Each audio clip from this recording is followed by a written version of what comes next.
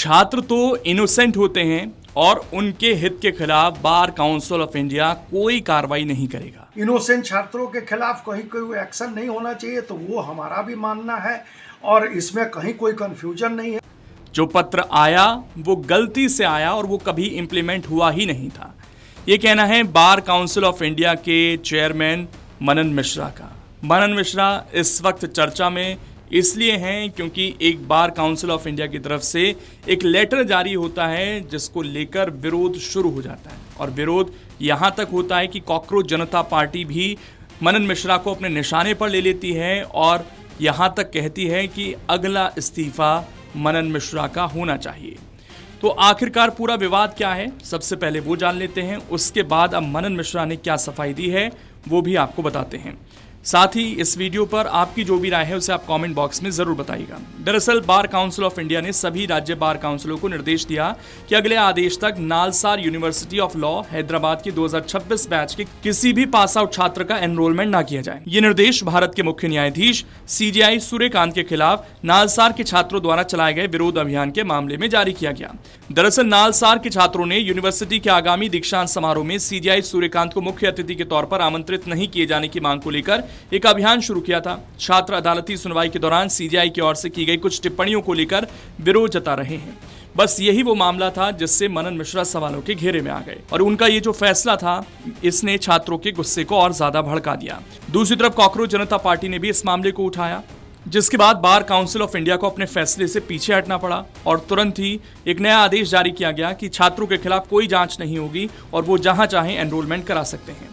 इसके बाद मनन मिश्रा का बयान भी सामने आया जिसमें उन्होंने क्या कुछ कहा, आइए आपको सुनवाते हैं। स्टूडेंट्स का राइट जैसे उनको प्रोटेक्ट करना है, उनका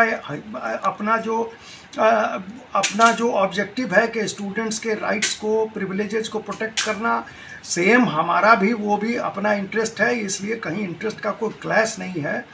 कोई अगर ये गलती से जल्दबाजी में कोई ऑर्डर अगर हो गया और तुरंत वापस हो गया, कभी इम्प्लीमेंट नहीं हुआ, कभी एग्जीक्यूट नहीं हुआ, कोई इंक्वायरी का सवाल नहीं है, कोई एग्जामिनेशन का सवाल नहीं है। अब वो स्टूडेंट्स जो है सो जहाँ चाहें अपने को इनरोल कराएं, अपने वकालत करें, जैसिप के लिए अपनी तैयारी करें, जो चाहें वो करें, उसमें कहीं किसी को अड़चन नहीं है। तो स्टूडेंट होते हैं, स्टूडेंट जो है सो नॉर्मली इनोसेंट होते हैं। ये सारा मान के चलता बार काउंसिल ऑफ इंडिया और as a chairman bar council of India मैं भी ये मान के चलता हूँ, जैसे दीपके जी मान के चलते हैं, जैसे सौरभ दास जी मान के चलते हैं कि छात्र जो है सो इनोसेंट होते हैं।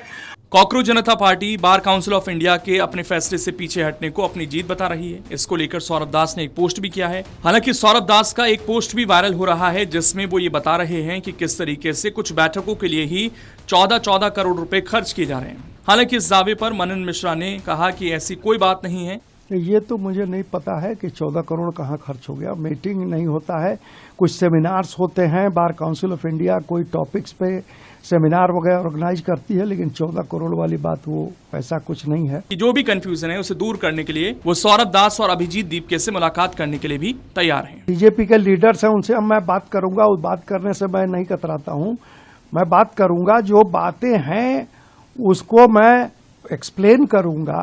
दरअसल ये कहीं कोई बात नहीं थी कि स्टूडेंट के इंटरेस्ट को कोई आघात पहुंचे। उस उद्देश्य से ये जो निर्णय हुआ अचानक, और उसको तुरंत जब काउंसिल ने अप्रूव नहीं किया, काउंसिल में बात चली, काउंसिल में सारे सीजन्ड लोग हैं, और बातचीत करने के बाद हम लोगों ने उसको पूरी तरह विड्रॉ किया। कोई इंक्वायरी का कोई सवाल नहीं है। देखिए, बात यह है कि कहीं कोई कम्युनिकेशन गैप है तो सौरभ दास जी हों, दीपके जी हों, सब इन लोगों से बात करके कोई अगर कुछ एक्सप्लेन करना है तो वो एक्सप्लेन किया जा सकता। कुल मिलाकर मनन मिश्रा ने अभी तो अपना फैसला वापस ले लिया है, लेकिन अब सवाल यह है कि कॉकरोच जनता पार्टी इस मुद्दे को यहीं छोड़ देगी या और आगे लेकर जाएगी। अगर आप ये वीडियो YouTube पर देख रहे हैं तो हमारे चैनल को सब्सक्राइब कर बेल आइकन दबाएं और Facebook पर देख रहे हैं तो हमारे पेज को लाइक करें।